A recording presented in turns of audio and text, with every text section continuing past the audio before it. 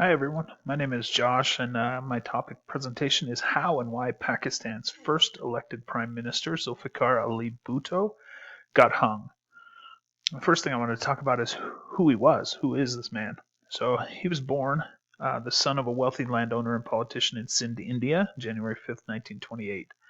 Coming from a wealthy family, he received a top quality education. His primary education was in Bombay, India, where he also began his collegiate studies. He later transferred to the United States, studying at both the University of Southern California in 1947 and the University of California, Berkeley in 1949, where he was a political science major. In 1951, he transferred again, this time to Christ Church College in Oxford, England, to study law. In England, Bhutto was admitted to the bar and began a short-lived legal practice while also lecturing at the college. He returned to Pakistan, establishing a law practice and teaching law at the Sindh Muslim College in Karachi in 1953. That same year, his first child was born, a daughter named Benazir, who would later follow in her father's footsteps in politics, becoming Pakistan's first female prime minister and the first female to head any Muslim state.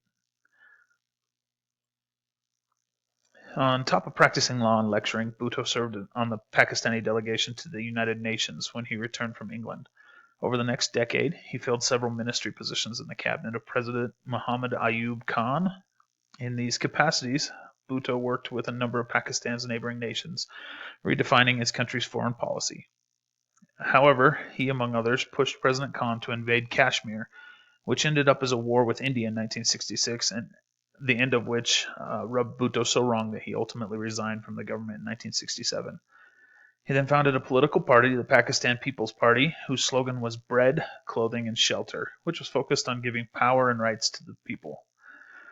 The People's Party was very successful in West Pakistan in the election of 1970, but Bhutto and his supporters refused to acknowledge their more successful opponents in East Pakistan, which led to the civil war and eventual independence of Bangladesh. Again, he was critical of the political powers of Pakistan over the treaty with Bangladesh, and he and his supporters vociferously forced then President Yahya Khan to resign, and he handed the presidency to Bhutto at the end of 1970. During his next 3 years as president, Bhutto led the nationalization of several key industries, ceased martial law, and called for the creation of a new revised constitution. The new constitution made the seat of president more of a formality, so he left the presidency to become the prime minister. During this time, he continued foreign negotiations, even negotiating the Simla Agreement with Indira Gandhi, the prime minister of India, which established a line of control in Kashmir. Internally, however, Bhutto was facing mounting opposition. As part of his attempt to quash the dissidents, he appointed a new army chief of staff, General Muhammad Zia-ul-Haq, part of whose responsibilities included working to negotiate with the People's Party's main opposition, the Pakistan National Alliance. For some reason, or for a combination of reasons, his administration decided to hold a general election in March of 1977, a year earlier than previously scheduled, and the party won handily throughout the country. The National Alliance made an accusation of election fraud, though, and the contention became so heightened that a military coup was actually carried out by General Zia and the army in July of that year. Bhutto and several People's Party leaders were temporarily jailed, but upon release, Bhutto began to speak about taking vengeance on the participants of the coup when he returned to power. After criticizing the martial law rule of General Zia and threatening to charge him and his accomplices when he returned to power, Bhutto was charged with a 3-year-old murder case and was arrested again. He was charged with killing Muhammad Ahmed Khan Kasuri, the father of a man that had fallen away from the People's Party and become a political opponent to them.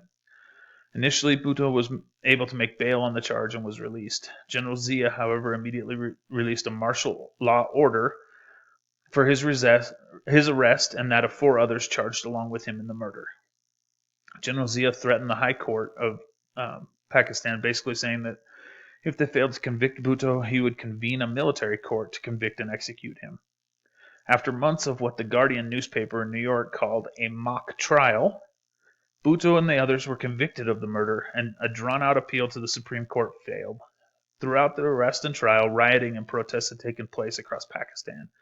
After the conviction, many appeals of clemency were made on his behalf, including many from foreign officials such as the Secretary General of the UN, the US President, and the Prime Minister of Britain. Still, Bhutto was hung on April 4th, 1979. Zulfikar Ali Bhutto's last letter to his daughter contained his final declaration of innocence. Quote, "I did not kill that man. My God is aware of it. I am big enough to admit if I had done it, that admission would have been less of an ordeal than the humiliation that this barbarous trial, which no self-respecting man can endure. I am a Muslim. A Muslim's fate is in the hands of the God Almighty. I can face him with a clear conscience and tell him that I rebuilt his Islamic state of Pakistan from ashes into a respectable nation. I am entirely at peace with my conscience in this black hole of Khat Lakpat. I am not afraid of death. You have seen what fires I have passed through."